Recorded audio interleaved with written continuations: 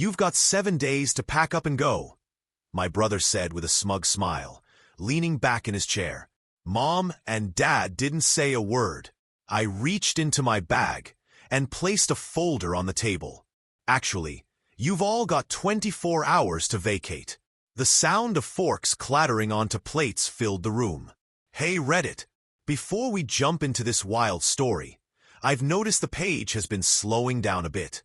If you like these tales and want to help us keep them going, hitting that subscribe button makes all the difference.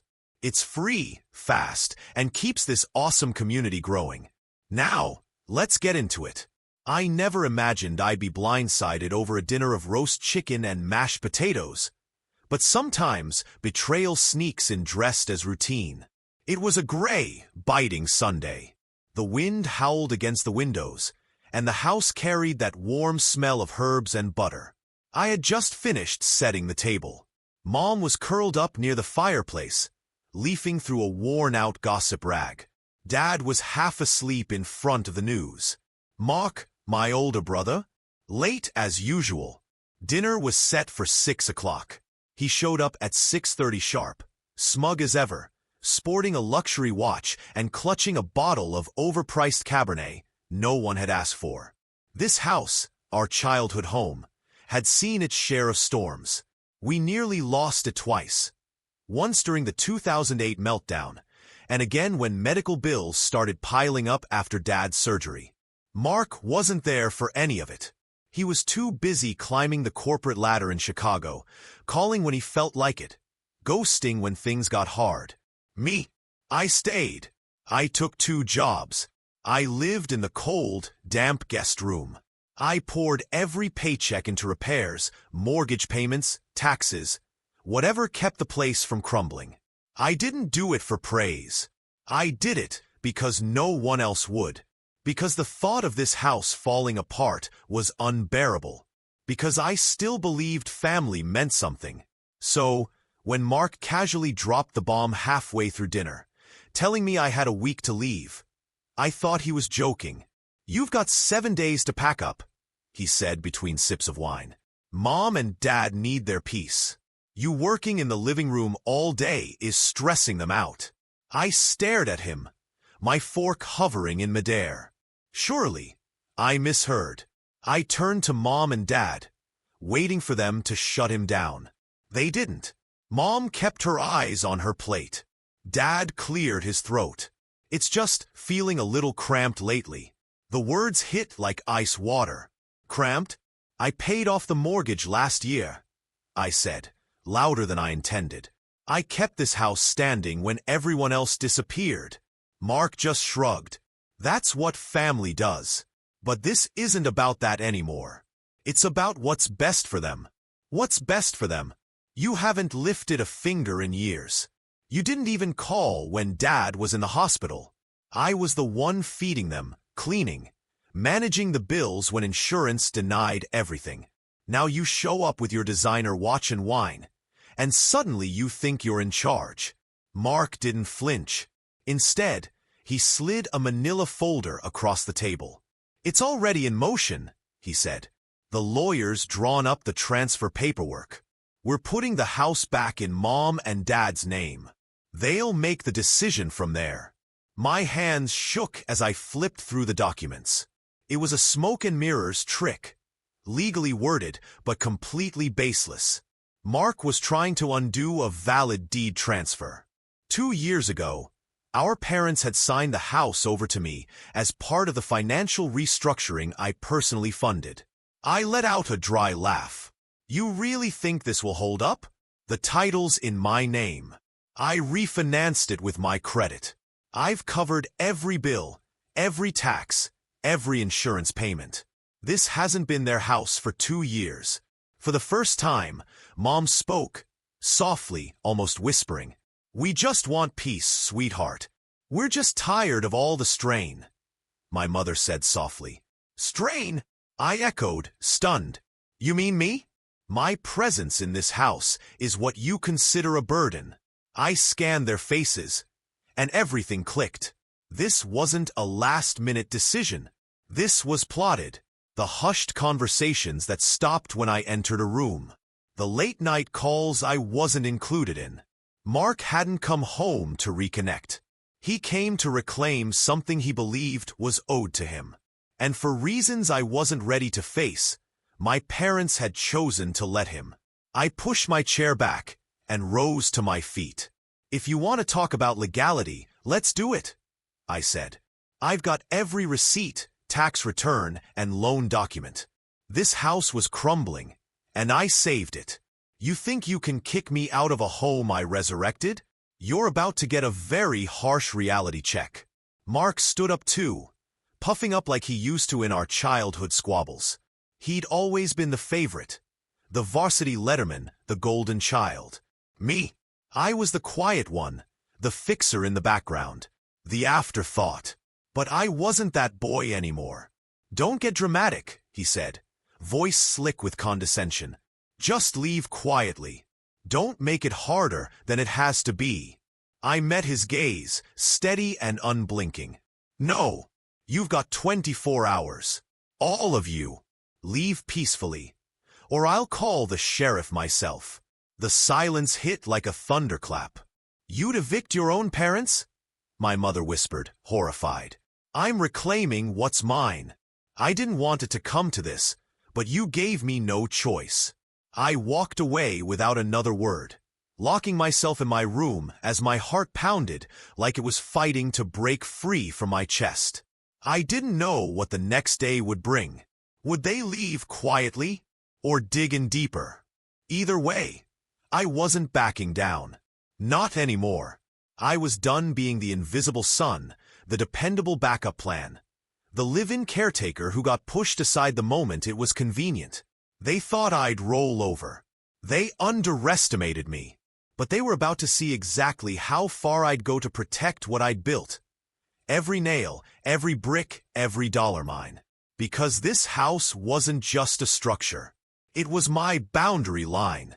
And they had crossed it. I didn't sleep that night. How could I? Every room in this house was a memory. And now every memory felt poisoned. The very people who once held my hand and tucked me in were now plotting to erase me from the life I built. I sat on the edge of my bed, staring at the faded photographs on the wall. One showed me at 6 years old, grinning as I held Mark's hand at the zoo. Another was from Christmas Eve. We were all in matching pajamas, laughing around the tree. Strange how people in photographs can feel like strangers in real life. By sunrise, I had showered, dressed, and gathered my paperwork. Every signed document, every tax receipt, every bank statement from the last 2 years. Then I drove straight to my attorney. Mr. Halverson was a calm, patient man with a soft voice and steel backbone. He had helped me legally take over the house when my parents were drowning in medical bills and months from foreclosure. I had used my credit, my savings, and my future to save this place. In return, the house title was transferred solely to me. After I explained everything, he didn't look surprised. "It's not always about money," he said, flipping through the folder. "Sometimes families fall apart over the illusion of control. I'll prepare a formal notice to vacate. You're entirely within your rights." When I got back home around noon, Mark's car was still there. Inside, it was like nothing had happened. My mom was watching her soaps. My dad was reading the business section like it was any other day. I stood at the edge of the living room. "You have 48 hours to leave," I said calmly. "If you're still here after that, I will have law enforcement escort you out." My mother's head snapped toward me, her face pale. "You can't mean that. We raised you here, and I kept it from being lost. You signed over your rights the day I took on your debt. You made your choices. Now live with them." Mark rose from his seat again, squaring his shoulders in one final attempt to intimidate. "You'd really kick out your own parents?" "The locksmith's already scheduled," I said evenly. "By nightfall, the locks will be changed. If you don't want to be locked out, I suggest you start packing." He let out a scoff, half disbelief, half pride. But something in my voice must have cut through. Without another word, he stormed upstairs. My father followed close behind, muttering something I couldn't catch.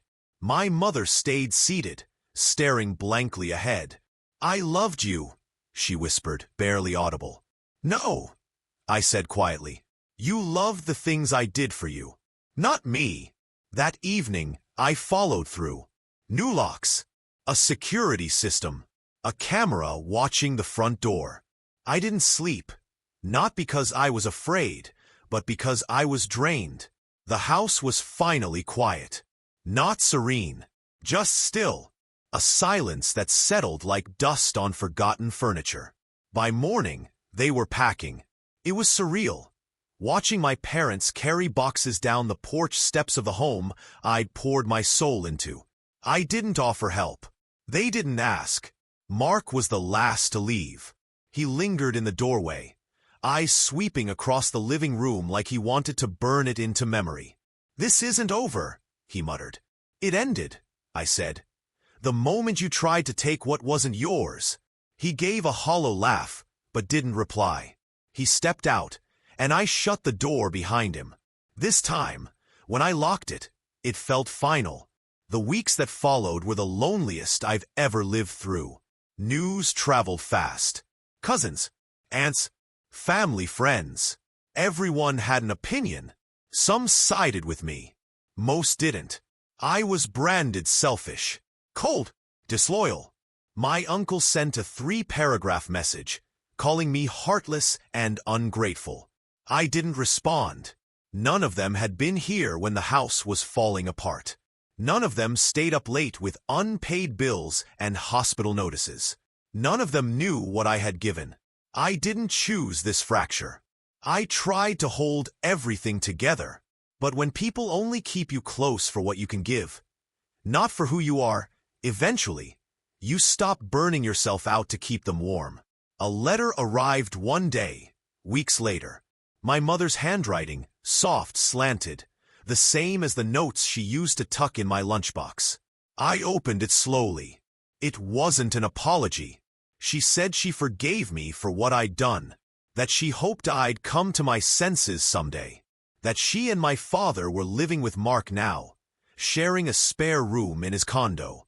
"It's a bit tight," she wrote, "but we're managing." She closed with, "We still love you, even if we don't understand you anymore." I didn't even finish reading it. I crumpled the page and tossed it into the trash, because I didn't need forgiveness from people who never asked for mine, and I didn't need to be understood by people who never made the effort. Time moved on. The silence stretched. No holiday cards, no birthday calls, no surprise visits. Christmas came. I spent it alone. I still decorated, strung lights, cooked myself a real dinner, lit the fireplace. And you know what? It was peaceful. Not the kind of peace that comes from reconciliation. The kind that comes from clarity, from standing firm, from knowing you finally stopped bleeding for people who never brought a bandage. I turned the guest room into an office, turned the attic into a studio, started working full-time from home, and built a small business that grew little by little. Every nail I drove into the wall, every leaky pipe I fixed, every coat of paint, I did it for me. Not for praise, not for validation, just for me. And for the first time since I took over this house, it felt like it belonged to me. Not just legally, but spiritually. Like a space that held me, instead of asking me to hold everyone else. Sometimes I wonder if they miss me, if they ever talk about me, if they scroll through old photos and feel the absence. But I don't reach out. I don't check their feeds. I don't answer the few times Mark's name flashes on my screen, because I've learned the hardest lesson of all. Love without respect is just manipulation wearing a familiar face. And peace? Peace sometimes means walking alone, quietly, with your head held high. This house wasn't just built on lumber and nails. It was built on sacrifice, on quiet strength, on showing up day after day when no one else did. And that can never be taken from me.